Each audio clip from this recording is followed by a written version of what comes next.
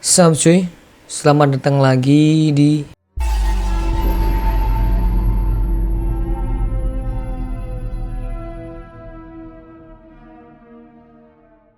Gimana kabar kalian cuy? Semoga baik-baik saja, selalu sehat.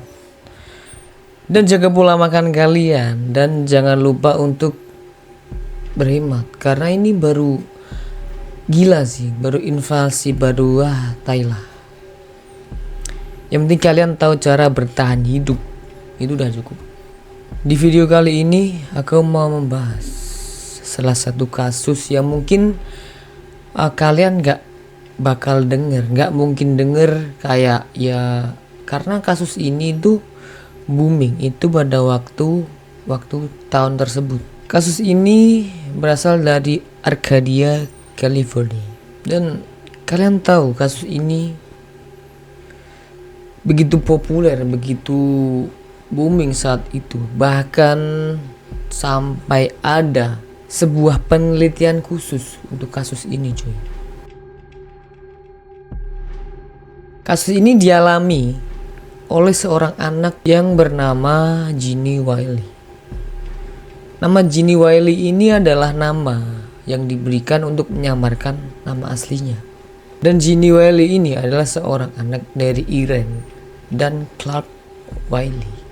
Ginny Wiley ini adalah anak bungsu dari 4 bersaudara. Satu-satunya saudara yang masih hidup ini adalah saudara laki-laki yang selisih 5 tahun umurnya dari Ginny Wiley.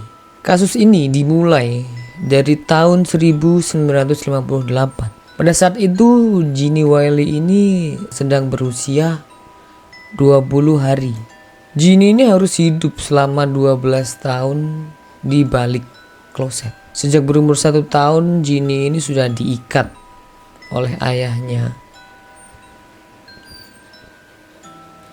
di balik kloset dan duduk di atas bispot. Dan Ginny ini dilarang untuk berinteraksi dengan siapapun. Jadi selama 12 tahun Ginny Wiley ini cuma di belakang kloset dan hanya duduk di bispot.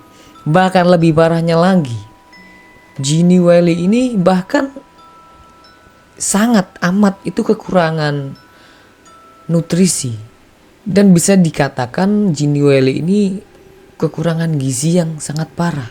Bahkan sang ayahnya ini pun itu selama 12 tahun itu hanya memberikan makanan ke Ginny Wiley. Itu hanya berbentuk cairan gitu.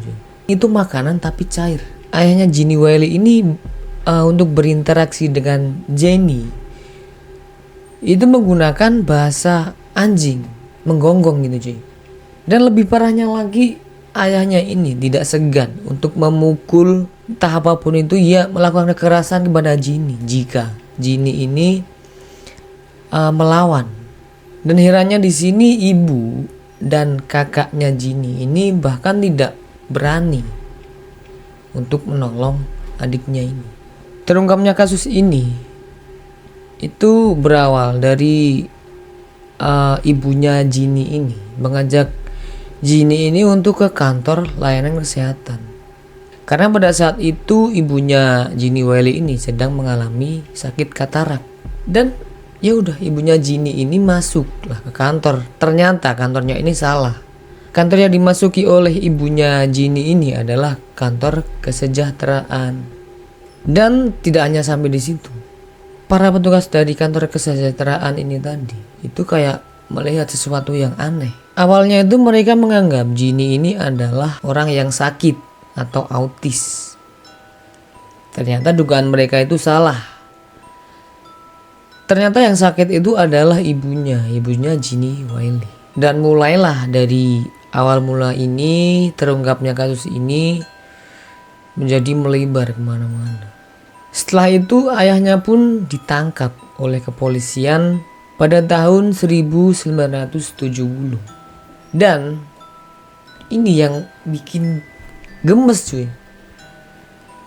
Serasa tidak mempunyai salah, ayahnya Ginny Wiley ini setelah tertangkap dan menjalani proses persidangan, menjalani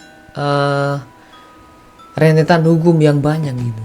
bidana-bidana dan akan segera diadili di pengadilan. Gak sampai di situ cuy.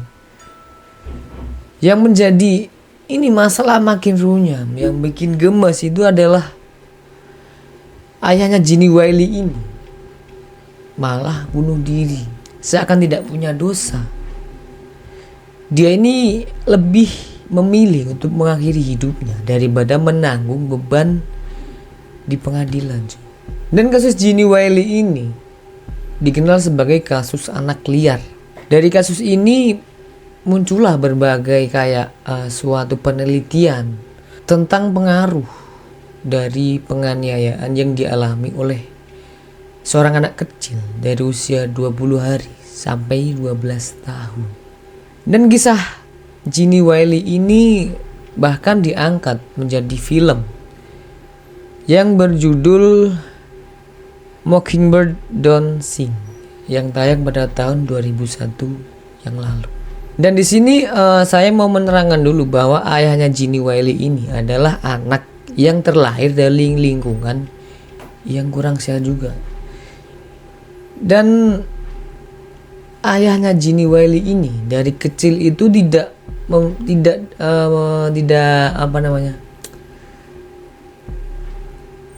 mendapat kasih sayang dari ibu, tidak mendapatkan kasih sayang dari sosok ibu. Mungkin itu salah satu faktor yang mempengaruhi, yang membuat ayahnya Ginny Wiley bertindak seperti itu. Mungkin segitu dulu videonya untuk kali ini. Dan jika kalian ingin request video apapun atau kasus apapun lah itu, kalian bisa komen. Dan jangan lupa untuk like dan subscribe agar kalian bisa mendapatkan video-video terbaru dari saya. Dan see you di next video. Sampai jumpa. Peace.